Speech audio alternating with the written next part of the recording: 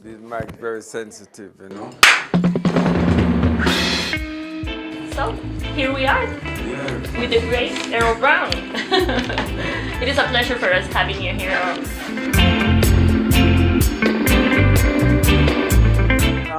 After I left school in Jamaica, right, I went, my career was radio and television. I did repairs. But my uncle, Duke Reed, he was my uncle, you know, and he owns this studio. But I went in one day, I just heard my boss told me that somebody downstairs say he's my uncle. So what is he doing here? And I went downstairs and see him. So I said, Errol, you're supposed to be with me. We are family. We're supposed to be at the studio. And from that day, I went there. But he had an engineer there named Byron Smith. He's the original treasure engineer. And he was training me, you know. Those times it was like 2-track. Everything you have to record one time and good, you know. You have to hear everything. If it's a lot of harsh word from musicians, if they don't come and hear themselves, you know. So I started out with this training, and my uncle was anxious for me to get into it, you know. One time he said that he need to release this engineer Byron Smith, and he's the one teaching me, which I never feel good about. And I leave.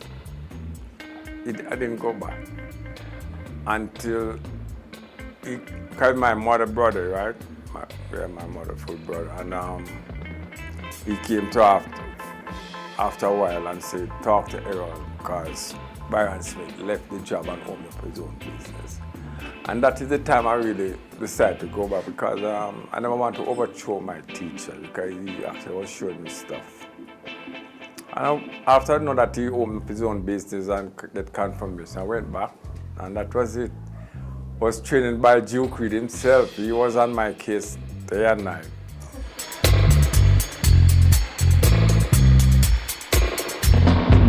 Oh God, motherfucker, when I was going to school, I'd have a sound system for myself to, you know, what to build the amp and everything. So those music were the best of Jamaica to me. Up to today, I say it, you know. Those days, the artists, the songs, everything, the music were the best of Jamaican music. So I was enjoying it a lot, you know.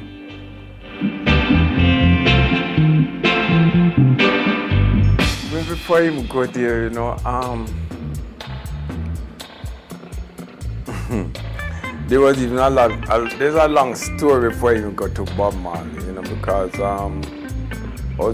I did a couple albums with Master Griffiths. So Master Griffiths was the I Trees, a singer from the I Trees, and 2 albums, Naturally, and Stepping Out of Babylon. And I was her favorite person, and everything, she really loved it. That's after my uncle died, because he died. He told me he was going to leave the studio for me, and he didn't. He actually sold it before he died. When he was sick, sold it to Sonny Pottinger. So I was there for a while with her. So I've been doing some dub albums, all of these dub albums. I think it's $100 a week, and not in Jamaican, not in US dollars, you know. It was nothing. And all the dub albums, no royalty, nothing. I don't even feature on the front of the dub album. So I actually started dub, not King Tubbies. King Tubbies usually come and watch me. But nobody don't know of this because my picture was on the face of the album. It was just at the back, engineer Errol Brown, you know. All these treasure dub, pleasure dub, all of this. And I usually actually cut dub in the studio straight for a sound system, you know, because we had a mastering machine, but we can cut the vinyl right in the control. Yeah, so anyway, I just got fed up of her because I asked for more money, and she wanted to by my assistant to give me his salary to make it more. And I just wanted to leave, and Master Griffiths heard that I was leaving. I went down to Byron Lee studio, and she come to me and said, Errol, Bob Marley wants you. And she said, meet me. And she gave me the address of Hope Road. And I met her there. And that's where everything to her. She introduced me to Bob Marley, and that was it, no turning back. I was scared still. It was a small console I coming from, and then when he had some problems in his studio because it was a new studio. Tough was a new studio, and he wanted to do him have this engineer sitting in the hotel because the sound wasn't right in the control room. And he took me over there and showed me, and I went and played some music, but I know a lot of bass and didn't hear the bass. And I showed him how to solve the problem, and we did until we get the bass going and we start to work. But it was like a dream, you know. It was scary, but it was like a dream. Because, I mean, going to do this computerized board with 36 channels, this big, huge board, you know, 36. It was a challenge. I said, wow, I was scared. I was scared because I don't know if my knowledge was so far, but yeah, this engineer, we started working on survival, and I was his assistant. So that helps me, because he was from Island Record. He was a US guy, you know, white guy, Alex Sadkin. He died now too. He met in a car accident and died. So I learned from him too, and I show him stuff too, you know, because it was important. Kick and bass was important, you know, to get that roots. It was a dream come true and a challenge. But as usual, I just Bob Marley like one of us, you know. So it wasn't anything I wasn't nervous about when you sit beside me at the concert. So it was good. A good experience. Touring wise, the next thing. We've got a life to live. The hardest thing in recording is to get a good drum sound. And not waiting until the mixing time, you know. And that was my challenge, and I always just go for drums. Drums is the first thing, you know. Bass is the next, because bass is not so hard, you know.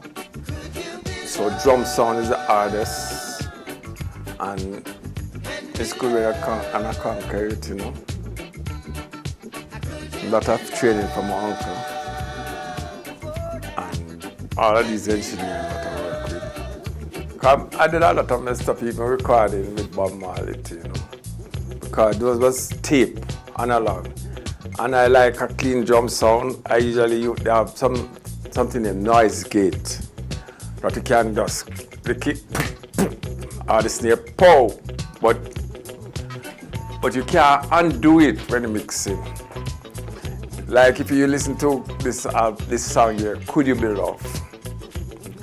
But I will listen to it, I feel upset because it's supposed to be a pop snare because it's a disco reggae. So you pow, but I pop, pop, pop. Because of noise gate, I close it too tight. And I never, yes, I wanted it to sound so clean, you know. So that is it. But I learned from all of these mistakes with tape, you know. That's why I prefer the new world now, the digital, with the Pro Tools or whatever program, you know, because I can do so much now, even better.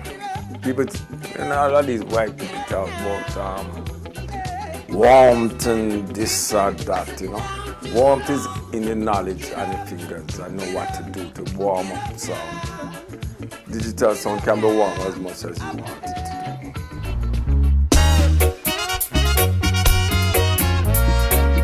I don't really plan it in it. It's them, when they reach out, if they reach out for me, I would take it out.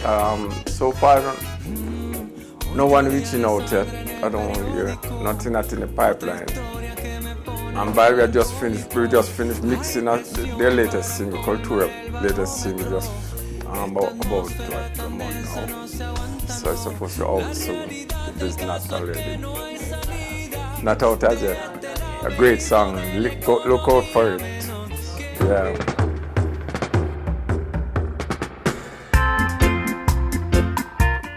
I think you have to move with time too. You know, you can't stick to this roots slow music, you know, because the young people is up there. You know, they like energy. They're dancing after energy. You know, I mean, Bob Marley didn't break until in the US until we did "Could You Be Loved," you know, and that was a disco reggae. So he actually saw that, and he did it, and boom.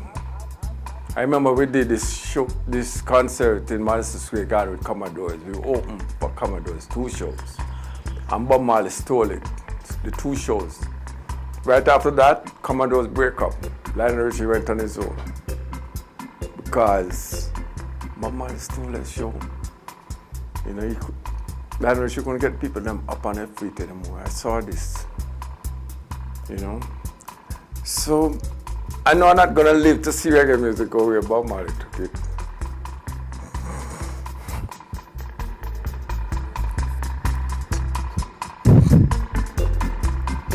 Sad though. I'm actually 68 this year, and I started in 2021 early. Says a lot. And so I'll probably my knowledge is now, you know, with all these digital world, because I enjoyed it. I remember I was getting scared when digital came in, and my son looked at me and said, "Daddy, so what you going to retire early?" All I could is laugh, you know. and I went at it and just conquered it too, you know. I'm happy to do live now, you know, because it's the next thing now, is pleasing all hearing this sound, because even Bob Marley time, my sound wasn't perfect like now. Now I make a PA sound and it sounds great. If it is not even good, I make the best of it without anything. I will drive it loud and you feel it, but it's not hurting your ears, because frequency can destroy your ears. So, you know. So that's where I am now, and I try to help people more time to really when they're mixing a band, doing a band show, you know, but it's good. But frequency, you guys out there, you must think about frequency, you know, what painful and what's not, you know, that's the main thing. And keep listening to Reggae Vibe and support Reggae Vibes all over you every time. See? Boom, boom, boom, boom. Yeah.